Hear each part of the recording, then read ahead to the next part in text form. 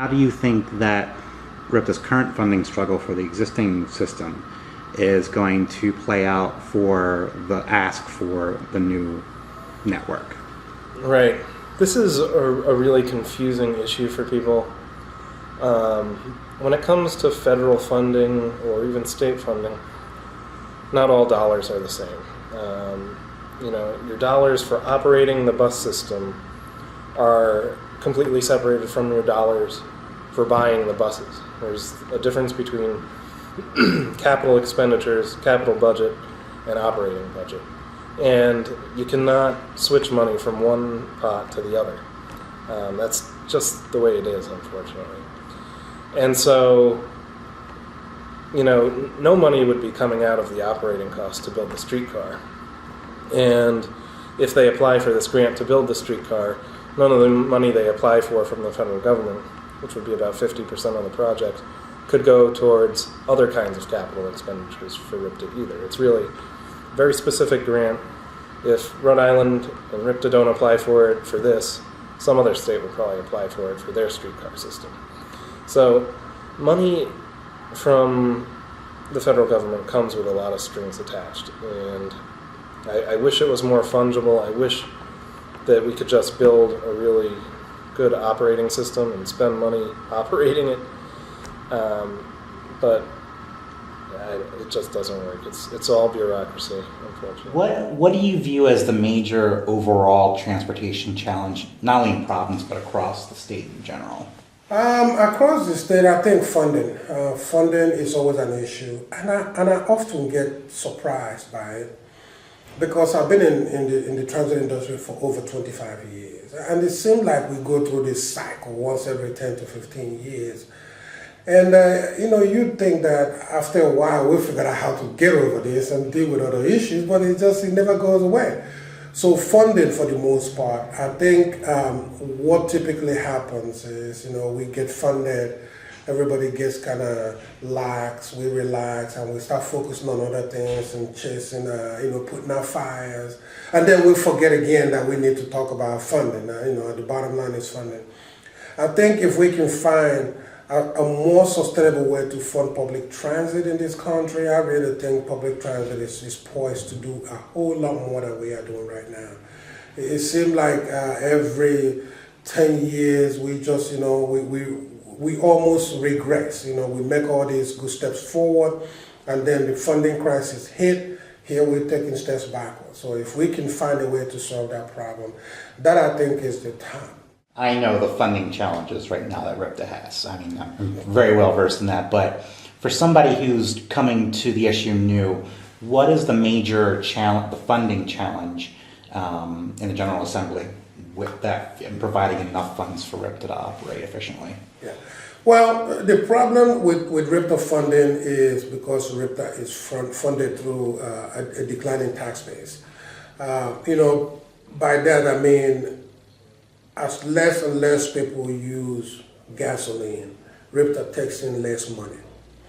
So that has become a problem. On the other hand, our cost continues to go up. And then if you ask yourself, why are people driving less? It's because gasoline is costing more money. Diesel fuel is costing more money. So for RIPTA, we're taking a double whammy.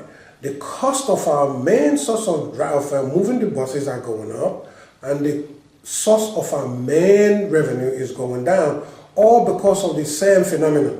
Cost of oil is going up. I think that is the main challenge for funding RIPTA. So when I showed up, RIPTA almost every year, we go up to the State House and we talk about this budget shortfall. I mean, RIPTA budget issues is not news to anybody who's lived in Rhode Island more than a year. I mean, you have to live here to just feel it. But as I looked at it, RIPTA doesn't have a budget deficit issue. We have a funding issue. So I told my staff, I said, we really need to change the message, because we keep going to the State House saying, you need to bridge this gap, you need to bridge this gap. How many times are they going to bridge the gap, and how many gaps are enough gaps? I think what we need to go and say, look, we need to sit down and find a more sustainable way to fund RIPTA, a revenue source that escalates with the cost of living, with the prices of diesel fuel, cost of buying spare parts, cost of buses, and what have you. If once we can figure that out, we don't have to come back. It's up to us now to manage the funds well. We don't have to come back to the state house every year and keep begging to be bridged. That message didn't go over too well because everybody's so used to give us more money. Give us more money. Also, I looked at it internally, and I'm beginning to think that anybody who did economics, they talk about short-run and long-run adjustments. I think, Ripta, we've been making too many short-run adjustments. Something happened. We just did one. We have a budget issue. We cut service. We adjusted service. That's a short-run adjustment. Next year, for the last 28 times, that's what we've done. Next year, if we don't get funded the right way, we're going to come back. We're going to adjust more service. Another short-run adjustment. When are we going to take a global look at the system and see if we can make something happen? Let's take a big look at the system. I posed the question to my staff, when was the last time we did a comprehensive operational analysis? It's been a long time coming. I reminded them, Rhode Island as a state have not remained the same. Demographics keeps moving. People move out to the suburbs, people move back to the cities, and I remember somebody told me there was a time downtown Providence was almost a ghost town. Look at downtown Providence today. There is this migrating demographics that is coming back to downtown. Look at Ripta service. It's been the same for the last 50 years. Are we still providing the right service to our riders? Key critical question that we need to ask. So with that, I'm pushing right now for a comprehensive operational analysis that is going to take that global look and see, are we still getting people to where they need to go, or has the demographics, due to demographics, our riders have moved away and they just tolerated the service. We are here to get them to where they need to be and not for them to tolerate it, because that's what we've been doing. Because if you're riding the bus and the bus is going to this dead shopping center, why would anyone want to go to a Exactly. So that's where we are right now. I'm really aggressively pushing this program. The Fred Lippitt Woonasquatucket River Greenway Okay. / bike path. Bike path. Because you've told me before that there's been some challenges with expanding and maintaining the bike facilities. What have been some of those challenges?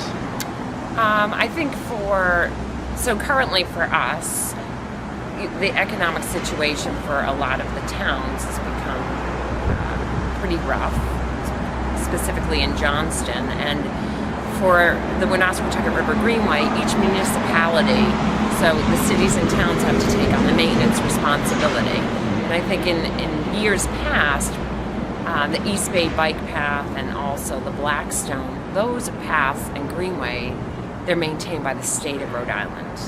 So after those paths were built, the Greenway and other paths like the Cranston and Warwick Path, the towns have to take on the maintenance responsibility, and it really has become difficult for a lot of these towns. So statewide, I see that as a challenge for future paths, and it's currently a challenge for us because Johnston is struggling, and they are concerned about taking on that extra responsibility.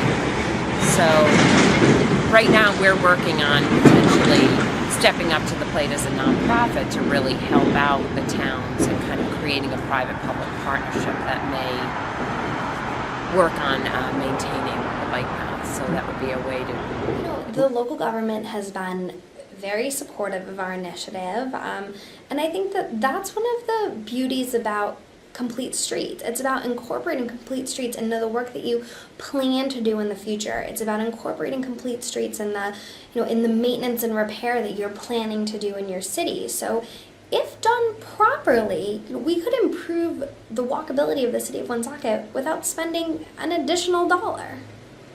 A lot of people have the misunderstanding that it's reworking all the streets all at once, and it's not that type of plan.